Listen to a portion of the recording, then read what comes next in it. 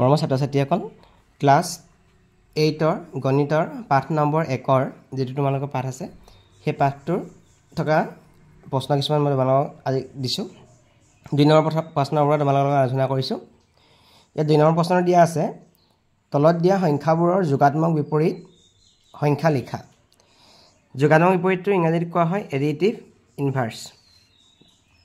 এতিয়া প্ৰথমতে আমি যোগাত্মক বিপৰীত সংখ্যাটো বুজিম যোগাত্মক বিপৰীত সংখ্যা কাক বোলে যদি দুটা সংখ্যাৰ যোগফলটো আমাৰ শূন্য হয় তেতিয়াহলে এটা সংখ্যাক আনটোৰ যোগাত্মক বিপৰীত বুলি কোৱা হয় এটা চাওঁতে 4 আমি উদাহৰণ হিচাপে লৈছো 4 লগত আমি যদি -4 যোগ কৰোঁ 4 লগত যদি -4 যোগ কৰোঁ আনসাৰটো কিমান হ'ব 4 যোগে বিয়োগে হল বিয়োগ 4 চাইকেল থাকিল 0 গতিকে 4 যোগাত্মক বিপৰীত কি হ'ব -4 হ'ব 4 যোগাত্মক বিপৰীত -4 হ'ব আৰু -4 যোগাত্মক বিপৰীত +4 হ'ব তেনেকে যদি মই আৰু এটা সংখ্যা লম -10 -10 ৰ লগত যদি আমি যোগ +10 আমি যোগ কৰোঁ তেতিয়া কি হ'ব আনসাৰটো মাইনাসে প্লাসে কি হল -10 ৰ পৰা 10 গলে কিমান হ'ব 0 হৈ যাব গতিকে বিয়োগ 10 ৰ যোগাত্মক বিপৰীত যোগ 10 তেনেকে যোগ 4 যোগাত্মক বিপৰীত বিয়োগ 4 আমাক এটা ভগ্নাংশত দিয়া আছে এই ভগ্নাংশটোৰ যোগাত্মক বিপৰীত কি হ'ব আমি যদি -7/9 ৰ লগত -7/9 ৰ লগত যদি যোগ 7/9 কৰোঁ অকল ইয়াত চিহ্নটো বদলি হৈছে তেতিয়া আনসাৰটো কি হ'ব যোগে বিয়োগে বিয়োগ আনসাৰটো 0 হৈ যাব তাৰ মানে -7/9 ৰ যোগাত্মক বিপৰীত কি হ'ব +7/9 এডিটিভ ইনভাৰ্স অফ -7/9 ইজ 7/9 ইয়াত অকল চিহ্নটো বদলি হৈছে ইয়াত মাইনাস আছে ইয়াত প্লাস আছে চিহ্নটো বদলি কৰিলে আমাৰ যোগাত্মক বিপৰীত সংখ্যা ওলাই যায় এডিটিভ ইনভাৰ্স ওলাই যায় তাৰপিছত কৈছে আমাৰ 3 সংখ্যাটো যোগাত্মক বিপৰীত সংখ্যা কিমান হ'ব আমি যদি 3 লগত আমি -3 যোগ কৰোঁ তেতিয়া কিমান হ'ব 3 যোগে বিয়োগে কিমান হ'ল বিয়োগ 3 নিকল থাকিল 0 হ'ল যেতিয়া আমি 0 পালো এই 3 যোগাত্মক বিপৰীত কি বুলি কম -3 গতিকে এডিটিভ ইনভাৰ্স অফ +3 ইজ -3 তেনেকে পিছৰটো -2/8 আছে -2/8 ৰ লগত আমি +2/8 যোগ কৰিব লাগিব তেতিয়া আনসাৰটো কি হ'ব 0 গতিকে এডিটিভ ইনভাৰ্স অফ -2/8 +2/8 তাৰপিছত দিছে আমাৰ 4 নম্বৰটো -19/7 -19/7 ৰ লগত আমি 19/-7 আছে ইয়াৰ লগত আমি কি কৰিম +19/7 যোগ কৰিলে কি হ'ব 0 হৈ যাব গতিকে ইয়াৰ এডিটিভ ইনভাৰ্স হ'ব 19/7 তাৰপিছত দিছে কি -a/c -a/c লগত আমি কি যোগ কৰিব লাগিব তেতিয়া হলে -a/c লগত আমি +a/c যোগ কৰিব লাগিব তেতিয়া আনসাৰটো কি হ'ব 0 হৈ যাব গতিকে -a/c এডিটিভ ইনভাৰ্স হ'ব a/c ইয়াৰ পিছত 3 নম্বৰ প্ৰশ্ন তোমালোকক দিছে right the additive inverse of -20/11 and 5/6 ইয়াত দুটা দিছে মানে -20/11 আৰু 5/6 ৰ যোগাত্মক বিপৰীত সংখ্যা আমি উলিয়াব লাগে এতিয়া প্ৰথমটো চাওঁ আমি -20/11 যদি -20/11 ৰ লগত আমি +20/11 যোগ কৰোঁ তেতিয়া আনসাৰটো 0 হ'ব গতিকে এডিটিভ ইনভাৰ্স অফ -20/11 ইজ +20/11 তাৰপিছতো দিছে আমাৰ 5/6 5/6 ৰ লগত আমি কি যোগ কৰিব লাগিব -5/6 যোগ কৰিব লাগিব তেতিয়া কি হ'ব 5/6 -5/6 0 তাৰ মানে 5/6 ৰ যোগাত্মক বিপৰীত হ'ব -5/6 এডিটিভ ইনভাৰ্স অফ 5/6 -5/6 ইয়াৰ পিছতো আমি শিকিব লাগে তলত দিয়া সংখ্যাবোৰৰ 4 নম্বৰ প্ৰশ্ন তলত দিয়াবোৰ গুণাত্মক বিপৰীত সংখ্যা লিখা আমি যোগাত্মক বিপৰীতটো শিকিলো এতিয়া গুণাত্মক বিপৰীতটো শিকিম গুণাত্মক বিপৰীতটো ইংৰাজীত কোৱা হয় মাল্টিপ্লিকেটিভ ইনভাৰ্স দুটা সংখ্যাৰ পূৰণফল যদি 1 হয় তেতিয়াহলে এটা সংখ্যাক আনটোৰ আমি গুণাত্মক বিপৰীত সংখ্যা বুলি কম বা মাল্টিপ্লিকেটিভ ইনভাৰ্স বুলি কম ধৰি লও আমি এটা সংখ্যা লৈছো 3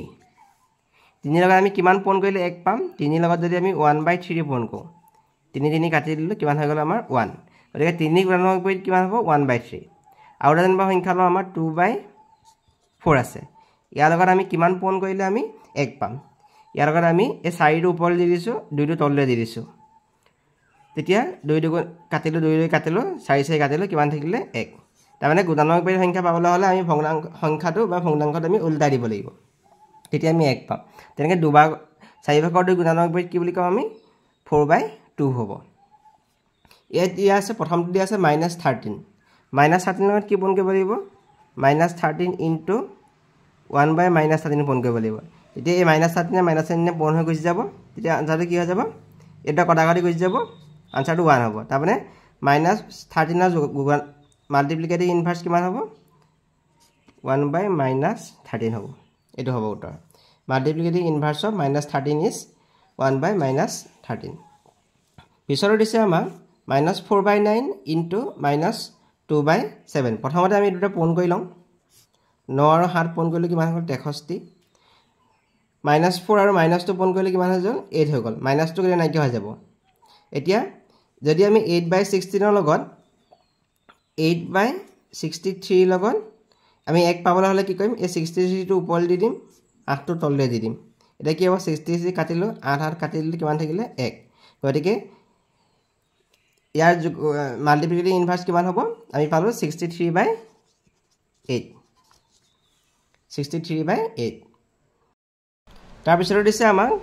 -2 ইনটু 2/5 এইটো আমি প্ৰথমে পূৰণ কৰি ল'ম -2 লগত 2 পূৰণ কৰিলে কিমান হ'ব -4/5 হৈ গ'ল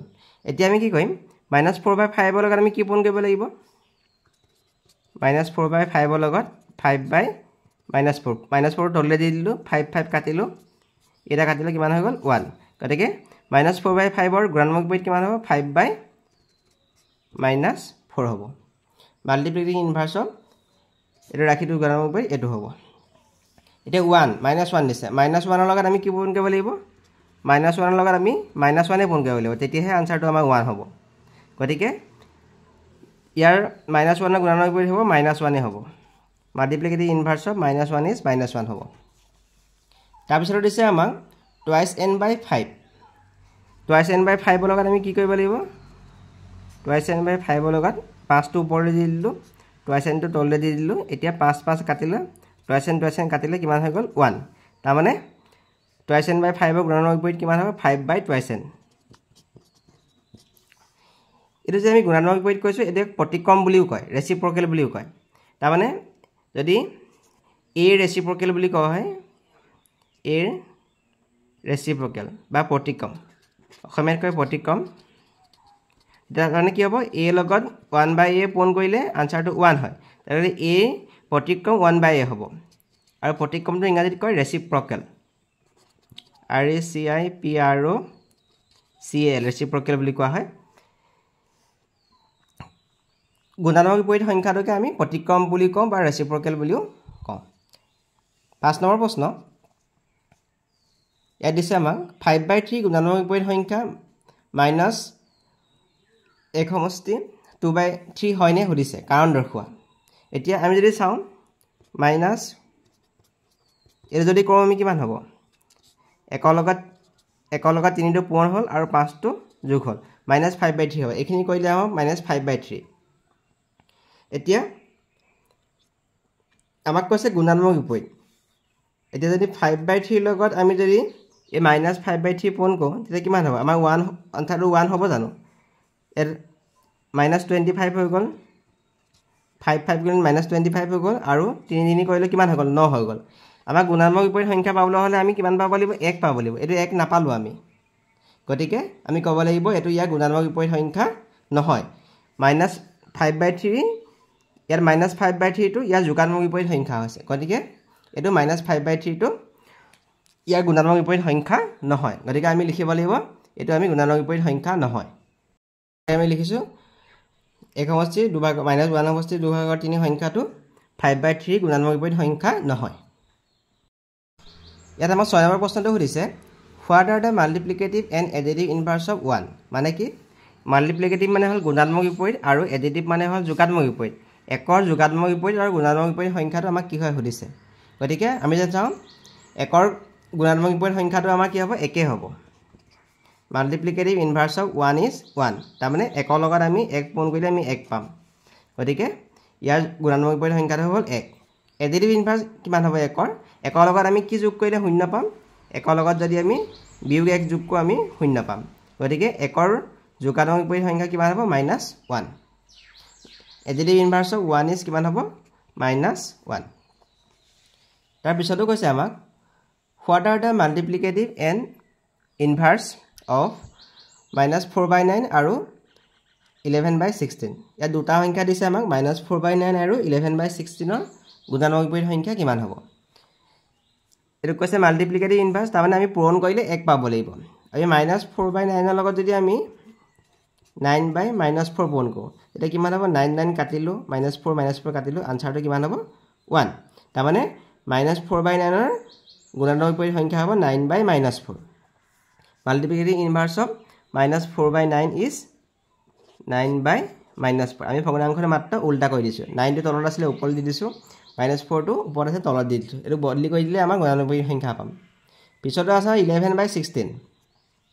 আমি 11/16 ৰ লগত কি পূৰণ কৰিব লাগিব